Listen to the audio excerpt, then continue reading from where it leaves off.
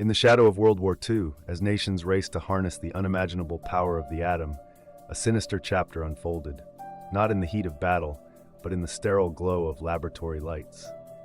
Hidden behind layers of secrecy and ambition was a small, unassuming sphere of plutonium, no larger than an orange. But within it pulsed the raw force of destruction, a heart of lethal energy that would come to be known only in hushed tones as the demon core. It did not fall from the sky like Fat Man or Little Boy.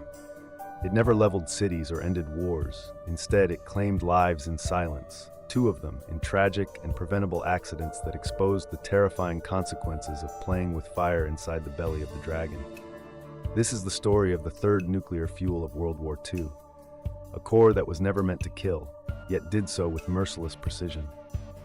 This is the tale of scientific ambition, human error, and the price paid by those who dared to tickle the dragon's tail. In the final years of World War II, the Manhattan Project, the United States' top-secret atomic weapons program, was racing against time to unlock the full potential of nuclear fission. Among its many components was a 6.2 kilogram, 13.7 pound, subcritical mass of plutonium-239, forged in the reactors of Hanford and machined at Los Alamos.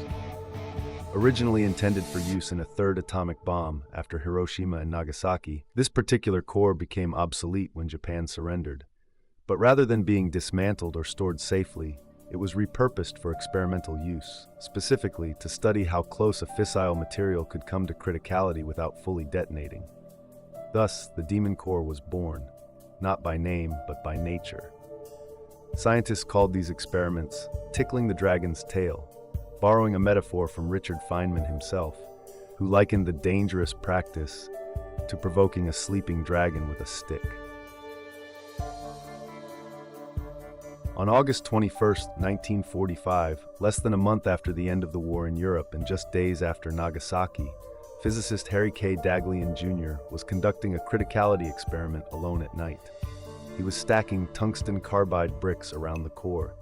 Each brick reflected neutrons back into the plutonium, increasing its reactivity. As he carefully placed each brick, he monitored the neutron counter to ensure the reaction didn't go critical. But as he added one final brick, off-center by accident, the neutron activity spiked. A blue glow filled the room, and a wave of heat passed over him. He had unknowingly caused the core to go supercritical. Daghlian immediately threw the brick aside, stopping the reaction, but not before receiving a massive dose of radiation. He died 25 days later, on September 15, 1945, in agonizing pain. His body burned from the inside out, his hands blistered and blackened. He became the first recorded victim of a criticality accident, and the Demon Core had only begun to claim lives. Less than a year later, on May 21, 1946, another tragedy unfolded.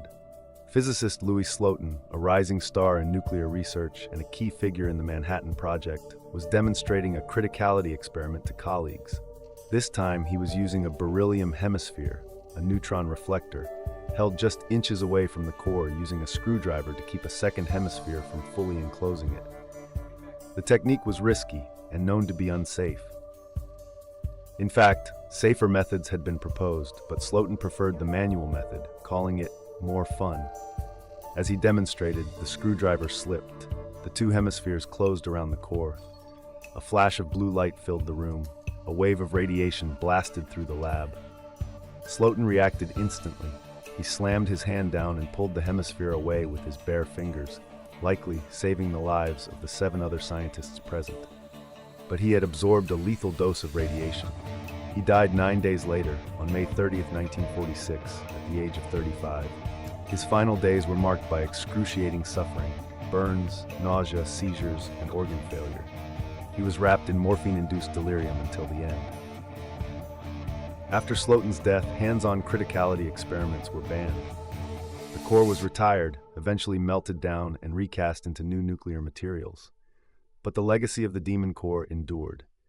These tragedies served as grim reminders of the thin line between discovery and disaster.